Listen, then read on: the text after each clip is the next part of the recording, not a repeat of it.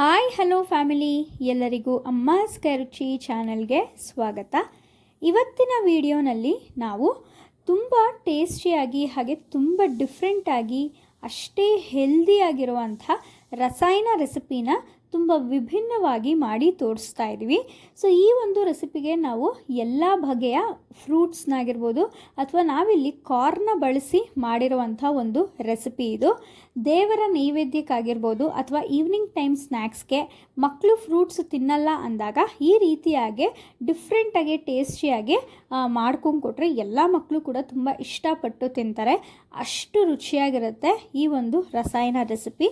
ಹಾಗಾದರೆ ಈ ಒಂದು ರಸಾಯನ ರೆಸಿಪಿನ ಹೇಗೆ ಮಾಡೋದು, ಹಾಗೆ ಇದನ್ನು ಮಾಡೋದಕ್ಕೆ ಏನೆಲ್ಲ ಒಂದು ಪದಾರ್ಥಗಳು ಬೇಕಾಗುತ್ತೆ ಅನ್ನೋದನ್ನ ನೋಡ್ಕೊಂಬರೋಣ. ಇಲ್ಲಿ ನಾವು ಒಂದು ಅರ್ಧ kg ಅವಲಕ್ಕಿನ ಬಳಸಿದ್ದೀವಿ. ಸೊ ಈ ಒಂದು ಅವಲಕ್ಕಿನ ನೀರಿನಲ್ಲಿ ಚೆನ್ನಾಗಿ ತೊಳೆದು ನೀರಿನಲ್ಲಿ ಒಂದು 10 ನಿಮಿಷ ನೆನೆಸಿಟ್ಟು ಅದಾದಮೇಲೆ ನೀರೆಲ್ಲ ಸೋಸಿ ಹಾಗೆ ಎತ್ತಿಟ್ಕೊಂಡಿದ್ದೀವಿ. ಇದ್ರ ಜೊತೆಗೆ ನಾವಿಲ್ಲಿ ಬಾಳೆಹಣ್ಣನ್ನು ತೊಗೊಂಡಿದ್ದೀವಿ. ಇಲ್ಲಿ ನೀವು ಏಲಕ್ಕಿ ಬಾಳೆಹಣ್ಣನ್ನು ಬೇಕಾದ್ರೆ ತೊಗೋಬೋದು, ಇಲ್ಲ ಪಚ್ಚ ಬಾಳೆಹಣ್ಣು ಕೂಡ ತೊಗೋಬೋದು. ನಿಮ್ಮ ಹತ್ರ ಯಾವುದಿರುತ್ತೆ ಅದನ್ನು ತೊಗೋಬೋದು. 2 ಆ್ಯಪಲ್ನ ತೊಗೊಂಡಿದ್ದೀವಿ. ನಾವಿಲ್ಲಿ ಆ್ಯಪಲ್ನ ಹಾಗೆ ತೋರಿಸ್ತಾ ಇದ್ದೀವಿ, ಕಟ್ ಮಾಡಿ ತೋರಿಸ್ತಿಲ್ಲ. ಯಾಕೆ ಅಂದರೆ ಒಂದು ಸಲ ಆ್ಯಪಲ್ ಕಟ್ ಮಾಡಿದ ತಕ್ಷಣ ನೀವು ರಸಾಯನಕ್ಕೆ ಹಾಕಬೇಕಾಗತ್ತೆ, ಇಲ್ಲ ಅಂದರೆ ಅದು ಕಪ್ಪಗಾದರೆ ಚೆನ್ನಾಗಿರಲ್ಲ. 1-2 ದಾಳಿಂಬೆನ ನಾವಿಲ್ಲಿ ಬಿಡಿಸಿಟ್ಕೊಂಡಿದ್ದೀವಿ. ಒಂದು ಅರ್ಧ ಕಪ್ಪಷ್ಟು ಸ್ವೀಟ್ ಕಾರ್ನ್ನ ತೊಗೊಂಡಿದ್ದೀವಿ, ಅದೇನು ಬೇಯಿಸಿಲ್ಲ ಹಾಗೆಯೇ ತೊಗೊಂಡಿದ್ದೀವಿ. ಒಂದು ಅರ್ಧ ಕಪ್ಪಷ್ಟು ತೆಂಗಿನಕಾಯಿ ತುರಿನ ತೊಗೊಂಡಿದ್ದೀವಿ. ಅರ್ಧ ಕಪ್ಪಷ್ಟು ಸಕ್ಕರೆ, ಸ್ವೀಟ್ನ ನಿಮ್ಮ ರುಚಿಗೆ ಅನುಸಾರವಾಗಿ ನೀವು ಬಳಸ್ಕೋಬೋದು. ಹಾಗೆ ಇಲ್ಲಿ ಸ್ವಲ್ಪ ಏಲಕ್ಕಿನ ತೊಗೊಂಡಿದ್ದೀವಿ ಮತ್ತು ಹನಿನ ತೊಗೊಂಡಿದ್ದೀವಿ, ಜೇನುತುಪ್ಪನ ತೊಗೊಂಡಿದ್ದೀವಿ. ಈಗ ನಾವು ನೆನೆಸಿಟ್ಟಿರುವಂಥ ಒಂದು ಅವಲಕ್ಕಿಗೆ ಕ್ಲೀನಾಗಿ ಕಟ್ ಮಾಡ್ಕೊಂಡಿರುವಂಥ 2 ಆ್ಯಪಲ್ಲು ಹಾಗೆ 2 ಕ್ಲೀನಾಗಿ ಬಿಡಿಸಿಟ್ಕೊಂಡಿರುವಂಥ ದಾಳಿಂಬೆ ಹಣ್ಣನ್ನು ಹಾಕೋತಾ ಇದ್ದೀವಿ. ಇಲ್ಲಿ ನೀವು ನಿಮ್ಮ ಹತ್ರ ಯಾವುದೇ ರೀತಿಯ ಹಣ್ಣುಗಳಿದ್ರೂ ಕೂಡ ಹಾಕೋಬೋದು. ನೀವು ಇದನ್ನೇ ಹಾಕೋಬೇಕು ಅನ್ನೋದು ಏನಿಲ್ಲ, ಯಾವುದೇ ಹಣ್ಣಿದ್ರೂ ಕೂಡ ಹಾಕೋಬೋದು. ಇದ್ರ ಜೊತೆಗೆ ಬಾಳೆಹಣ್ಣು ಮತ್ತು ಸ್ವೀಟ್ ಕಾರ್ನನ್ನು ಕೂಡ ಹಾಕೋತಾ ಇದ್ದೀವಿ. ಸೊ ಇಷ್ಟನ್ನು ಹಾಕೊಂಡ್ಮೇಲೆ ಇದಕ್ಕೆ ನಾವು ಒಂದು ಅರ್ಧ ಬಟ್ಲಷ್ಟು ತೆಂಗಿನಕಾಯಿ ತುರಿನ ಹಾಕೋತಾ ಇದ್ದೀವಿ. ರುಚಿ ತುಂಬ ಚೆನ್ನಾಗಿರುತ್ತೆ ತೆಂಗಿನಕಾಯಿ ತುರಿ ಹಾಕೊಳ್ಳೋದ್ರಿಂದ. ಈಗ ಒಂದು ಅರ್ಧ ಬಟ್ಲಷ್ಟು ಸಕ್ಕರೆನ ಹಾಕೋತಾ ಇದ್ದೀವಿ. ಸಕ್ಕರೆ ತಿನ್ನಲ್ಲ ಅನ್ನೋರು ಬೆಲ್ಲನೂ ಕೂಡ ಹಾಕೋಬೋದು. ಹಾಗೆ ಇದ್ರ ಜೊತೆಗೆ ಏಲಕ್ಕಿನ ಹಾಕ್ಕೊಂಡು ಇದ್ರ ಜೊತೆಗೆ ಒಂದು 3-4 ಟೇಬಲ್ ಸ್ಪೂನಷ್ಟು ಹನಿ ಜೇನುತುಪ್ಪನ ಕೂಡ ಹಾಕೋತಾ ಇದ್ದೀವಿ. ರುಚಿ ತುಂಬ ಚೆನ್ನಾಗಿ ಬರುತ್ತೆ.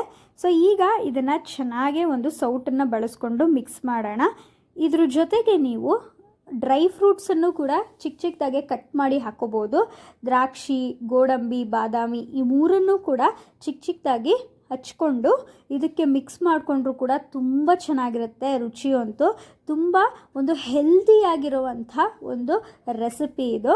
ಸೊ ನೋಡಿ, ಈ ರೀತಿಯಾಗಿ ಆದಷ್ಟು ಚೆನ್ನಾಗೆ ಮಿಕ್ಸ್ ಮಾಡ್ಕೊಬೇಕು. ಇದನ್ನು ಬೆಳಗ್ಗೆ ಹೊತ್ತು ನೀವೇನಾದರೂ ಬ್ರೇಕ್ಫಾಸ್ಟ್ ಮಾಡೋಕ್ಕೆ ಆಗಲಿಲ್ಲ ಅಂದಾಗ, ಮನೇಲಿ ಏನಾದರೂ ಫ್ರೂಟ್ಸ್ಗಳಿದ್ದಾಗ ಅಥವಾ ಹಬ್ಬದ ಟೈಮ್ಗಳಲ್ಲಿ ಫ್ರೂಟ್ಸು ಏನಾದರೂ ಹೆಚ್ಚಿಗೆ ತಂದಾಗ ಹಾಗೆ ಇರುತ್ತಲ್ಲ, ಅಂಥ ಟೈಮ್ನಲ್ಲಿ ನೀವು ಈ ರೀತಿಯ ರಸಾಯನ ರೆಸಿಪಿನ ಒಂದು ಸಲ ಟ್ರೈ ಮಾಡಿ ನೋಡ್ಬೋದು. ರುಚಿ ತುಂಬ ಚೆನ್ನಾಗಿರುತ್ತೆ, ಮಕ್ಕಳಿಗೆಲ್ಲ ಕೂಡ ತುಂಬ ಇಷ್ಟ ಆಗುತ್ತೆ. ಇದಕ್ಕೆ ನಾವು ಸ್ವೀಟ್ ಕಾರ್ನು, ಹನಿ ಎಲ್ಲ ಬಳಸಿರೋದ್ರಿಂದ ಹಾಗೆ ತೆಂಗಿನಕಾಯಿ ತುರಿನೂ ಬಳಸಿರೋದ್ರಿಂದ ರುಚಿ ಅಷ್ಟು ಅದ್ಭುತವಾಗಿರುತ್ತೆ ಅಂತಲೇ ಹೇಳ್ಬೋದು. ಹಾಗೆ ತುಂಬ ಡಿಫ್ರೆಂಟಾಗಿರುತ್ತೆ. ನೋಡಿ, ಈ ರೀತಿ ಚೆನ್ನಾಗಿ ಮಿಕ್ಸ್ ಮಾಡಿಕೊಂಡ್ರೆ ಆಗೋಯಿತು. ಸಖತ್ತಾಗಿರುವಂತಹ ಒಂದು ಫ್ರೂಟ್ಸ್ ಹಾಗೆ ಕಾರ್ನ್ ಸಲಾಡ್ ಅಂತಲೇ ಹೇಳ್ಬೋದು, ಅಥವಾ ರಸಾಯನ ರೆಸಿಪಿ ರೆಡಿಯಾಗಿ ಹೋಗುತ್ತೆ. ನೋಡ್ತಿದ್ದೀರಲ್ಲ, ನೋಡೋದಕ್ಕೇ ಎಷ್ಟು ಚೆನ್ನಾಗಿ ಕಾಣ್ತಾ ಇದೆ, ಅದೇ ರೀತಿಯೇ ಅಷ್ಟೇ ರುಚಿಯಾಗೂ ಕೂಡ ಇರುತ್ತೆ. ಮಕ್ಕಳಿಗೆ ಅಥವಾ ಲಂಚ್ ಬಾಕ್ಸ್, ಸ್ನ್ಯಾಕ್ಸ್ ಬಾಕ್ಸ್ ಕಟ್ಟಬೇಕು ಅಂದರೆ ಹೇಳಿ ಮಾಡಿಸಿರುವಂಥ ಒಂದು ರೆಸಿಪಿ.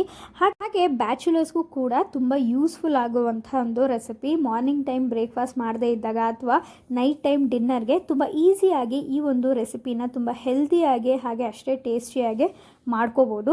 ಈ ಒಂದು ರೆಸಿಪಿ ನಿಮಗೆಲ್ಲ ಇಷ್ಟ ಆಗಿದೆ ಅಂತ ಭಾವಿಸ್ತೀನಿ. ಇಷ್ಟ ಆಗಿದ್ದರೆ ಅಮ್ಮಾಸ್ ಕೈರುಚಿ ಚಾನಲ್ನ ಸಬ್ಸ್ಕ್ರೈಬ್ ಮಾಡ್ಕೊಳ್ಳಿ. ಹಾಗೆ ಲೈಕ್, ಶೇರ್, ಕಮೆಂಟ್ ಮಾಡಿ ನಿಮ್ಮ ಫ್ರೆಂಡ್ಸ್ ಆ್ಯಂಡ್ ಫ್ಯಾಮಿಲಿಗೂ ಈ ವಿಡಿಯೋನ ಶೇರ್ ಮಾಡಿ. ನೀವು ಕೂಡ ಈ ಒಂದು ಹೆಲ್ದಿ ರೆಸಿಪಿನ ಟ್ರೈ ಮಾಡಿ ಎಂಜಾಯ್ ಮಾಡಿ ಅಂತ ಹೇಳ್ತಾ, ಇದೇ ಥರ ಅಮ್ಮಾಸ್ ಕೈರುಚಿ ಚಾನಲ್ನ ಸಪೋರ್ಟ್ ಮಾಡ್ತಾಯಿರಿ. ಈ ವಿಡಿಯೋ ನೋಡಿದ್ದಕ್ಕಾಗಿ ಎಲ್ಲರಿಗೂ ಧನ್ಯವಾದಗಳು.